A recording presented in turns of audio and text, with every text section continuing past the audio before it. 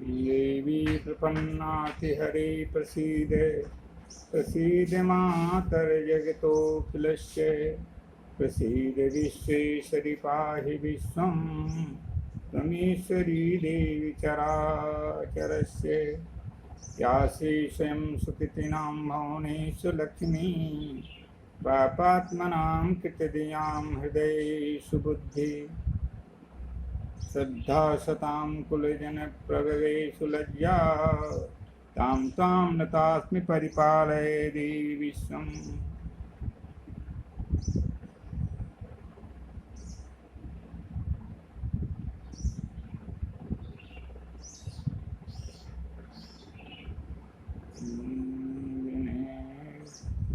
दिने दिने नमं नमं नमामि नन्दसंभवं दिने दिने नमं नमं नमामि नन्दसंभवं दृगन्तकान्तिभङ्गिनं सदा सदालिसङ्गिनं दृगन्तकान्तिभङ्गिनं सदा सदालिसङ्गिनं दिने दिने नवं नवं नमामि नन्दसंभवं दिने दिने नवं नवं नमामि नन्दसंभवम्।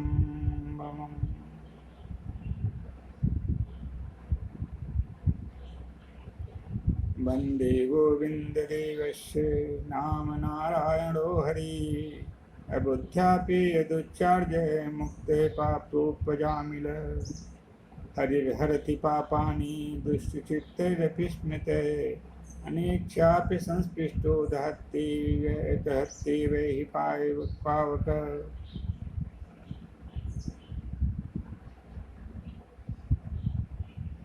सुधा सिन्धोर्मध्ये सुरविटविपाटी परिवैते सुरा सिन्धोर्मध्ये सुरविटविपाटी परिवृते मणिदीपिनीपो पवनवती चिन्तामणिगृहे मणिदीपिनीपो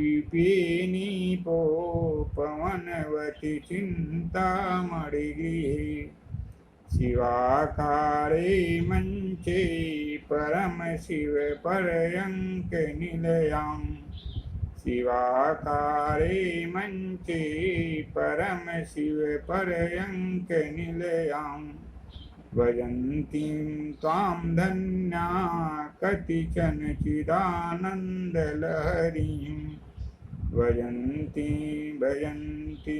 भजन्ती त्वां धन्या कतिचन चिदानन्दलहरीं।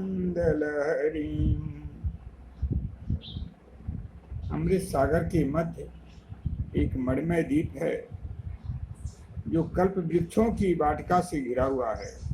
उस द्वीप के मध्य कदम्ब के उपवन से आवृत चिंतामणि से निर्मित एक भव्य भवन है जिसमें शिवाकार मंच के ऊपर स्थित परम शिव स्वरूप पर्यंक पर भगवती चिदानंद लहरी विराजमान रहती हैं।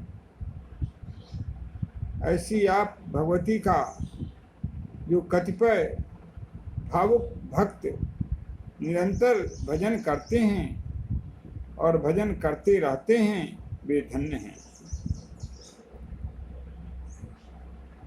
आप लोगों को मेरा सादर वंदन नंदन एवं नमन स्वीकार हो।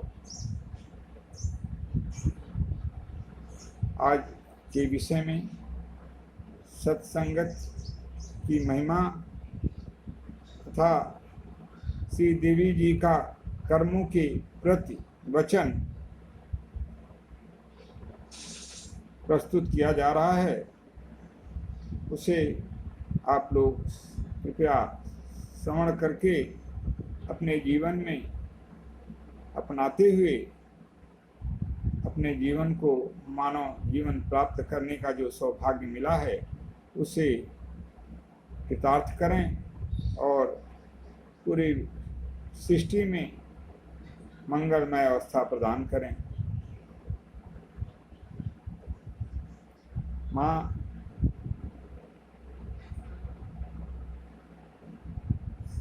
श्री देवी जी कर्मों के प्रति कहती हैं, यो यथा कुरुते कर्म शुभम वाप्य शुभम तथा तथा फल भवेत् तस्य नान्यथा तु कदाचन। यो यथा कुरुते कर्म शुभम वाप्य शुभम तथा तथा फल भवेत् तस्य नान्यथा तु कदाचन। न तत्र विद्यते कश्चित् प्रियो वा प्रियोऽथवा न तत्र विद्यते कश्चित् प्रियो वा प्रियोऽथवा अवश्यं स्वीकृतं कर्म भुङ्क्ते तत्र न संशयः। यो यथा कुरुते कर्मं शुभम वाप्य शुभम तथा, जो लोग जैसा कर्म शुभ अथवा अशुभ कर्म करते हैं तथा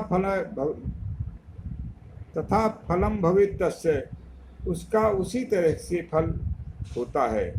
नान्यथा तो कदाचन, इसमें किसी भी प्रकार का संदेह नहीं है, वह अन्यथा नहीं होता है। अवश्य में ही कर्म का फल उसी के अनुसार उस कर्ता को भोगना पड़ता है। न तत्र विद्यते कश्चित् प्रियो वा प्रियोऽथवा अवश्यं स्वीकृतं कर्मं भुङ्क्ते तत्र न संशयः। न तत्र विद्यते कश्चित्, वहाँ कोई भी प्रिय हो अथवा अप्रिय हो इसकी विवेचना नहीं रह जाती है। अवश्यम स्वीकृतं कर्म भुङ्क्ते तत्र न संशयः, अवश्य ही अपने किए गए कर्म का फल हर जीव को भोगना पड़ता है, इसमें किसी प्रकार का संशय नहीं है। ऐसा माँ श्री देवी जी का, आदिशक्ति जगदम्बा का देवी पुराण में वर्णन आदेश स्वरूप लोकहिताय लोक सर्वजन हिताय सर्वजन सुखाय दिया गया है। देवी पुराण अध्याय 42 श्लोक 47-48।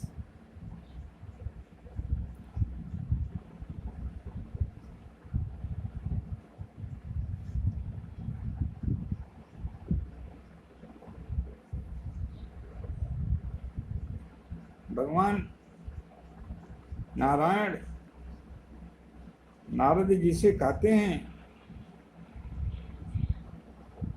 हे मुने, इस संसार में जितने लोगों ने महानता को अर्जित की है, उसके परोक्ष में, उसके मूल में उनके द्वारा तप प्रधान रहा है। इस क्रम में आप श्रवण करें कि किन किन लोगों ने किस प्रकार से तप के द्वारा कितनी अभीष्ट सिद्धि प्राप्त की और महानता के चरम बिंदु पे पहुंचे।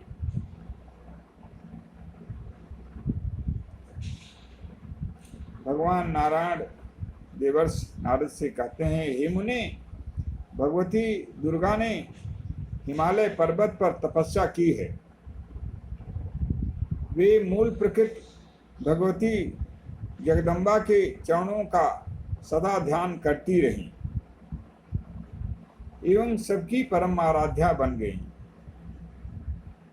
सरस्वती ने गंधमादन पर्वत पर रहकर तप किया है, इसी से ये सर्वबंदा बन सकी, अर्थात सर्व से पूजित, सर्व पूजित हो गई माँ सरस्वती, क्योंकि उन्होंने गंधमादन पर्वत पर मूल प्रकृति को अपने तपस्या के द्वारा प्रसन्न किया। लक्ष्मी को पुष्कर क्षेत्र में तपस्या करने के बाद संपूर्ण संपत्ति प्रदान करने की योग्यता प्राप्त हुई है। सावित्री ने मलयागिरी पर आराधना की, अतः लोग इनकी वंदना एवं पूजा करते हैं। भगवान नारायण नारद जी से कहते हैं, नारद, इस प्रकार देवता, मुनि, मानव, राजा तथा ब्राह्मण प्रायः सभी महानुभावों ने आदि देवी की आराधना करके जगत में प्रतिष्ठा प्राप्त की है।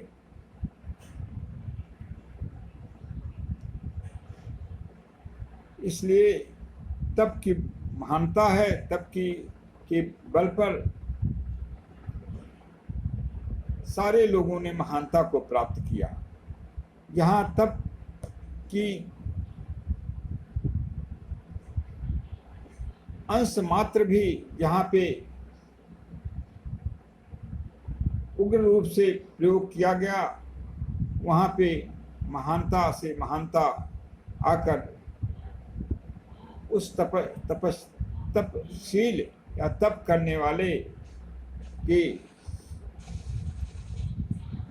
चरणों में उपस्थित हो जाती है। सफलता का मूल तप है। इसी को श्री गोस्वामी जी महाराज वो रामचरितमानस में लिखते हैं कि महाराज जनक ने घोर तपस्या करके माँ भगवती सीता जी को पुत्री रूप में प्राप्त किया। महाराज दशरथ ने, जो चक्रवर्ती सम्राट थे, उन्होंने भगवान राम को, चारों भ्राताओं को घोर तपस्या के बल पे ही, भगवान के शिव की घोर तपस्या के उपरांत ही उन्हें प्राप्त किया। भगवान राम और चारों भाइयों का प्राकट्य यज्ञ से हुआ है, किंतु उसके पूर्व महाराज दशरथ और महारानी कौशल्या की पूर्व जन्म का तप मनु और शत्रुपा के रूप में भी है, जो इन विभूतियों को, जो साक्षात परम परमात्मा हैं और साक्षात भगवती हैं, जो लक्ष्मी की अवतार हैं माँ सीता, अपूर्ण ब्रह्म परमात्मा भगवान श्री राम हैं, उन्हें प्राप्त करने का सौभाग्य उन्हें प्राप्त हुआ। इसी को गोस्वामी जी इसी हेतु तो रामचरितमानस में लिखते हैं।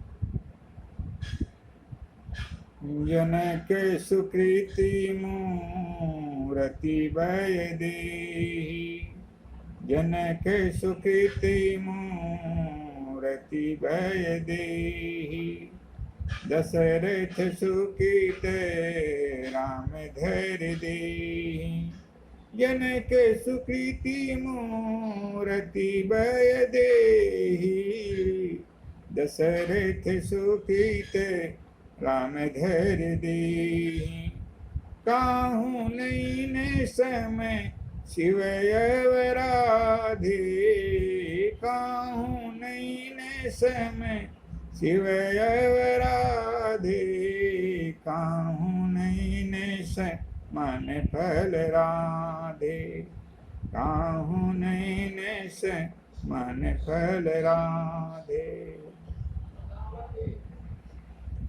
आज का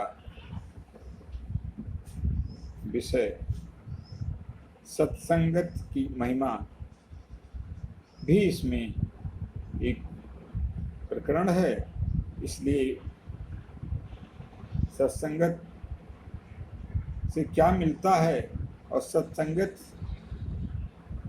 से जो जीव हट जाता है, जिसे सत्संगत का सौभाग्य प्राप्त नहीं होता है, वह इस धरती पे मानव रूप में आकर के भी मानव न होकर कुछ और ही है, अर्थात मानवीय गुणों से वो अलग हो जाता है और पशुवत जीवन जीता है, और उसकी गति भी अच्छी नहीं होती है। न तो इस लोक में उसे सुख मिलता है, न परलोक में उसकी शुभ गति प्राप्त होती है। सत्संगति की महिमा के बारे में भर्तृहरि ने नीति शतकम में लिखा है, जाड्डन्धियो हरति सिंचति वाचि सत्यम मानोन्नतिं दिशति पापम पाकरोति चेते प्रसादयति दीक्षुतनोति कीर्तिम सत्संगति कथम किम न करोति पुंसाम। सत्संगत क्या देता है? जाड्डन धियो हरति, बुद्धि में जो जड़ता है, जो अज्ञान है, उसे वह दूर कर देता है। सिंचति वाचि सत्यम, और वाणी में सत्य का प्रवेश कराता है, अर्थात वाणी हमेशा सत्य का भाषण करती है, अनर्थ से दूर हो जाती है। मानोन्नतिम, मन को उनका उत्कर्ष करता है, मन में उच्चता आती है, ऊर्ध्वगामी मन होता है, भगवत से जोड़ने का के योग्य बना देता है मन को। दिशति पापम पाकरोति, और पापों से दूर कर देता है सत्संगति। केते प्रसादेत, मन को, हृदय को प्रसन्नता प्रदान करता है। दिक्षु तनोति कीर्तिम, दसों दिशाओं में कीर्ति का विस्तार करता है, यश का विस्तार करता है। सत्संगतिम कथम किम न करोति पुंसाम, सत्संगति मनुष्य को क्या नहीं बना देती है, अर्थात सत्संगति के द्वारा मनुष्य सब कुछ प्राप्त कर लेता है। शास्त्रों में सत्संगति को सर्वोत्तम माना गया है। सुभाषित रत्न भंडागार में स्पष्ट उल्लेख है, चंदनम शीतलम लोके चंदनादपि चंद्रमा चंद्र चंदनयोर मध्य शीतला साधु संगति। चंदन संसार में सबसे शीतल माना गया है, और चंदन से भी ज्यादा चंद्रमा को शीतल माना गया है। चंदन और चंद्रमा दोनों के बीच में जो सज्जन पुरुषों की संगति हो मिल जाती है, साधु पुरुषों की संगति में मिल जाती है, वो सबसे बड़ी शीतलता प्रदान करती है। अर्थात मन, वाणी, कर्म सब में उसका प्रभाव होकर के मनुष्य महामानव बन जाता है, और वह परम विनीत और परम सुसभ्य हो जाता है। इसके आगे पुनः लिखा गया, गंगा पापम ससीतापम दैन्यम कल्पतरुर्हरे पापम तापम च दैन्यम च हरे साधु समागमे। गंगा, माँ गंगा जो त्रैलोक के पावनी हैं, वे पाप को नष्ट करती हैं। चंद्रमा शीतलता के कारण ताप को नष्ट करते हैं। जो जलन होती है, अग्नि की वृद्धि जो शरीर में हमारे अंदर जो उद्वेग और ताप की अधिकता होती है, उसे चंद्रमा के द्वारा वह नष्ट हो जाता है। दन्यम कल्पतरुर्हरित, और कल्प वृक्ष दन्यम अर्थात दरिद्रता को कल्प वृक्ष हमेशा हमेशा के लिए नष्ट कर देता है। किंतु पाप और ताप, पाप अर्थात जो निषिद्ध कर्म है उसे हम पाप करते हैं, वेद विरुद्ध कर्माचरण, वेद विरुद्ध आचरण को पाप की संज्ञा दी गई है। पाप, ताप माने गर्मी, और दन्य ने दरिद्रता, तीनों को सत दैन्यम च हरित साधु समागम में सज्जनों का साथ तीनों को एक साथ नष्ट कर देता है। अर्थात जीवन को सुखमय बनाने का इस लोक में और परलोक में सबसे बड़ा साधन सत्संग है। शास्त्रों में सत्संग की महिमा का वर्णन इस प्रकार और भी किया गया, सत्संग परमं तीर्थम सत्संग परमं पदम तस्मा सर्वे परित्यज्य सत्संगम सततम कुरु। सत्संग परम तीर्थ है, श्रेष्ठ तीर्थ के रूप में है। सत्संगम परमं पदम, और सत्संग परम पद है, अर्थात भगवान के परम पद का दाता भी सत्संग ही है। तस्मा सर्वे परित्यज्य सत्संगम सततम कुरु, इसलिए सबका परित्याग करके नित्यशः प्रतिदिन सत्संग जरूर करना चाहिए। चाणक्य जी ने अपने नीति में लिखते हैं, चाणक्य नीति में, साधुना दर्शनम पूर्णम तीर्थभूता ही साधव काले ने फलते तीर्थ सद्य साधु समागम। साधु पुरुषों का, सज्जनों का दर्शन ही पूर्ण है। तीर्थभूता ही साधव, तीर्थ के रूप में सज्जन पुरुष हैं, अर्थात सज्जन पुरुष चलते फिरते तीर्थ के रूप में हैं। काले ने फल ते तीर्थ है, सत्य साधु समागम। तीर्थ का फल समय आने पे मिलता है, काल के अनुसार प्राप्त होता है, किंतु सज्जन महापुरुषों का संत समागम, सज्जनों का समागम, सत्पुरुषों से सम्मेलन या मिलाप तुरंत फल देता है। उसमें किसी भी तरह की क्षणिक भी देरी नहीं होती है। चाणक्य जी पुनः आगे लिखते हैं, संसार कटु वृक्ष द्वय फलो मृतोपमे, सुभाषितम च सुस्वादु संगति सुजनैः सह। संसार रूपी कटु वृक्ष के दो फल अमृत के समान हैं। सुभाषित मीठी वाणी का प्रयोग, अच्छी वाणी का प्रयोग, मर्यादित वाणी का प्रयोग, शास्त्र के अनुसार जो विहित वाणी है उसका प्रयोग ही अच्छा स्वाद के रूप में है। और संगति सुजनैः सह, और अच्छे पुरुषों के साथ संगति, ये दोनों इस संसार रूपी कटु वृक्ष के अमृत के समान फल हैं। इसलिए इन दोनों का सतत सेवन मनुष्य को करना चाहिए। सुभाषित और अच्छे पुरुषों के साथ संयोग करना, संत महापुरुषों के साथ अपने को जोड़ना, और अच्छी वाणी, विनम्रता पूर्ण वाणी का प्रयोग करना, मर्यादित वाणी का प्रयोग करना, ये दोनों ही इस संसार रूपी कटु वृक्ष के, कड़ुए वृक्ष के दो अमृत के समान फल हैं। इससे इनका अवश्य सेवन करना चाहिए।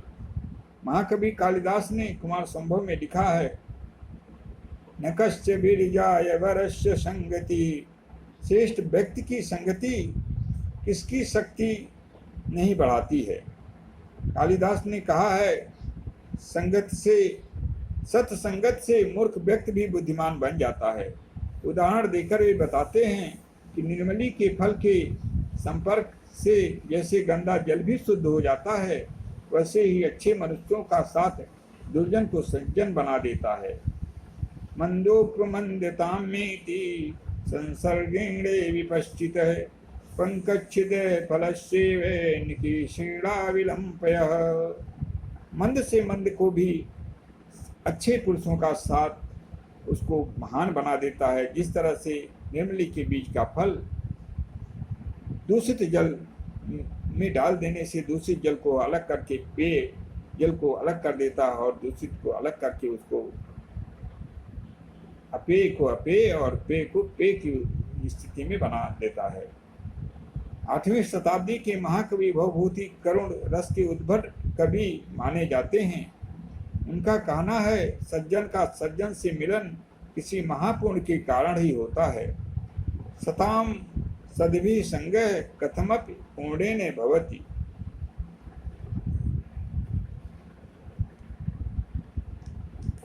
इसलिए हमें सत्संगति, संत महापुरुषों के श्री चरण कमल की सेवा का शुभ अवसर प्राप्त करना चाहिए। सत्संगति उन्हीं से प्राप्त हो सकती है, सदग्रंथों से प्राप्त हो सकती है, महापुरुषों की कृपा दृष्टि से प्राप्त हो सकती है। भगवान के द्वारा जो श्रीमुख के निकले हुए वेद हैं, उनके द्वारा हमें अच्छी वाणी, अच्छे कर्म, अच्छे शुभ अवसर प्राप्त होते हैं। गीता, रामायण, शास्त्र, पुराण, महाभारत एवं जितने भी आर्ष ग्रंथ हैं, सब मानव जीवन के लिए परम आदरणीय हैं, और उनसे शिक्षा अध्ययन द्वारा अथवा शास्त्र पुराण का संत जनों के कथामृत के पान कराए गए उस पान के माध्यम से प्राप्त करके अपने जीवन को सफल बनाना चाहिए। पाप और पुण्य के संदर्भ में शास्त्रोक्त वचन कहा गया है, पूर्णस्य फलमिच्छन्ति पूर्णं नेच्छन्ति मानवा, न पाप फलमिच्छन्ति पापं कुर्वन्ति यत्नतः। सारे लोग पूर्ण का फल चाहते हैं, अर्थात सुख चाहते हैं, मनोवांछित फल चाहते हैं, लेकिन पूर्णम नेच्छन्ति मानवा, लेकिन वे लोग पूर्ण करना नहीं चाहते हैं, पूर्ण कर्म से अलग रहते हैं। न पाप फल मिच्छन्ति, पाप का फल कष्ट है, दुख है, उसका फल कोई भी नहीं चाहता है। किंतु पापम कुर्वन्ति यत्नतः, किंतु यत्न पूर्वक पाप करते हैं, इसलिए दुख उसका फल प्राप्त हो जाता है और उसमें कर्म के भोग के अनुसार उन्हें दुख भोगना पड़ता है, सबको दुख भोगना पड़ता है। इसलिए शुभ कर्म के प्रति हमेशा जो सत्संगत के ही माध्यम से हमें प्राप्त होता है, हमेशा के लिए करना चाहिए और उससे जुड़ना चाहिए और कल्याण का भागी बनना चाहिए। इसी को नीति शास्त्र में लिखा गया है। यह भी सौभाग्य सत्संगति से ही मिलता है। शुभेन कर्मणा सौख्यम दुखम पापेन कर्मणा कितम फलति सर्वत्र न कितम भुंजते क्वचित। शुभेन कर्मणा सौख्यम, शुभ कर्म के द्वारा सुख की प्राप्ति होती है, मनोवांछित फल प्राप्त होते हैं, भगवत कृपा मिलती है। दुखम पापेन कर्मणा, वेद विरुद्ध शास्त्र विरुद्ध अमर्यादित आचरण से दुख की प्राप्ति होती है, क्योंकि वे पाप के रूप में उनकी गणना की गई है और पाप का फल दुख ही दुख है। दुखम पापेन कर्मणा कृतम फलति सर्वत्र, कर्म ही हर जगह फल देता है। ना कृतम मुंजते क्वचित, कोई भी बिना कर्म किए फल नहीं भोगता है। इसलिए सत्संगति से जुड़ें, सत्कर्म करें, सदाचरण करें, संत महापुरुष गणों के चरण रज से अपने जीवन को कृतार्थ बनावें, उनके साथ मर्यादित आचरण करें। माता पिता एवं समस्त जितने भी इस सृष्टि में हमसे जुड़े हुए लोग हैं, उनके सबके साथ आदर बुद्धि रखें। इन्हीं शब्दों के साथ माता आदिशक्ति जगदम्बा को प्रणिपात करते हुए भगवान श्री कृष्ण महाराज को प्रणाम प्रणिपात करते हुए अपनी वाणी को विराम अग्रिम कार्यक्रम हेतु देना चाहते हैं।